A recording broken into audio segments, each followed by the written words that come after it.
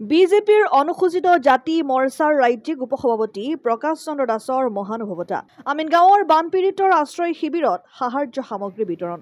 জিলা প্ৰশাসনে বানাক্ৰান্তক উদ্ধাৰ কৰি আমিনগাঁৱত মুকলি কৰা অস্থায়ী সাহায্য শিবিৰত উপস্থিত হৈ বিজেপিৰ অনুসূচিত জাতি মৰ্চাৰ ৰাজ্যিক উপসভাপতি প্ৰকাশ চন্দ্ৰ দাসে বানপীড়িত লোকসকলৰ দুখৰ সমভাগী হোৱাৰ উপৰি সাহায্য সামগ্ৰী বিতৰণ কৰে। কৃত্ৰিম বানৰ কবলত পৰি আশ্ৰয় শিবিৰত থকা লোকসকলৰ অভাৱ অভিযোগৰ বুজ লয় বিজেপিৰ নেতাগৰাকীয়ে। আমিনগাঁৱৰ কেইবাটাও অঞ্চলৰ প্ৰায় 570টা পৰিয়ালে আমিনগাঁও বেংগলী প্ৰাথমিক বিদ্যালয় আৰু আমিনগাঁও হাইস্কুলৰ আশ্ৰয় শিবিৰত আছে।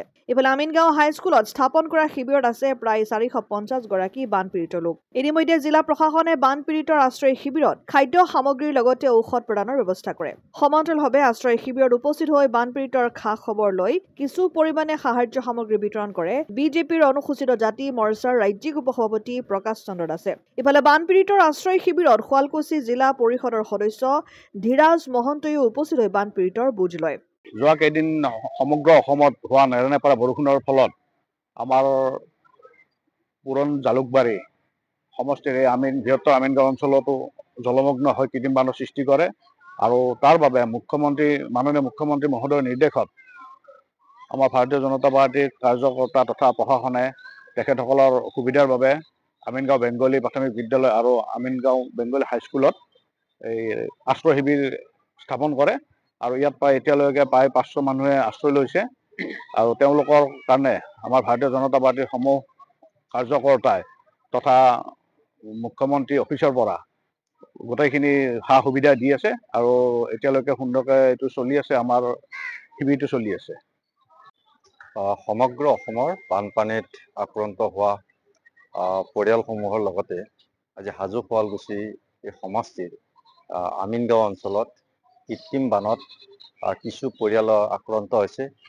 মাননীয় মুখ্যমন্ত্ৰী মহোদয়ৰ নিৰ্দেশ মৰ্মে আজি আমি ইয়াত ভাৰতীয় জনতা পাৰ্টীৰ শুৱালকুছি মণ্ডলৰ সভাপতি তথা জিলা সদস্য ধীৰাজ মহন্ত ডাঙৰীয়া, আমাৰ জ্যেষ্ঠ ভাৰতীয় জনতা পাৰ্টীৰ কাৰ্যকৰ্তা প্ৰদীপ দাসকে ধৰি আমাৰ আঞ্চলিক পঞ্চায়তৰ সদস্য ৰতন বড়ো, তৰালী দাসকে ধৰি ইয়াত আমি আটাইখিনি আহি ইয়াত উপস্থিত হৈ সকলো পৰিয়ালৰ বুজ লৈছোঁ আৰু কিছু সাহায্য এই আক্ৰান্ত পৰিয়ালসকলক হাতত আমি অৰ্পণ কৰিছোঁ আৰু ইতিমধ্যে মুখ্যমন্ত্ৰী মহোদয়ৰ নিৰ্দেশত ইয়াত ৰঞ্জিত ভট্টাচাৰ্য ডাঙৰীয়া, হিমন্ত চৌধুৰীকে ধৰি আন প্ৰশাসনৰ ব্যক্তিসকলে ইয়ালৈ আহি যথেষ্টভাৱে ইয়াত সহায় কৰিছে। ইয়াৰ প্ৰত্যেকটো পৰিয়ালৰ সুস্বাস্থ্য আৰু খোৱা লোৱা সকলো ধৰণৰ খুব সুন্দৰভাৱে প্ৰশাসনৰ ফালৰ পৰাও ব্যৱস্থা গ্ৰহণ কৰিছে আৰু সকলো অসুবিধা নোহোৱাকৈ যাতে এই পৰিয়ালসকলে ইয়াত আশ্ৰয় শিবিৰত থাকিব পাৰে তাৰ কাৰণে আমিও প্ৰতিজন ভাৰতীয় জনতা পাৰ্টীৰ কাৰ্যকৰ্তা আমি সতৰ্কভাৱে আমি নিৰীক্ষণ কৰি আছোঁ। হাজোৰ পৰা কমলা কানাডাছৰ ৰিপৰ্ট, অসম আদিত্য।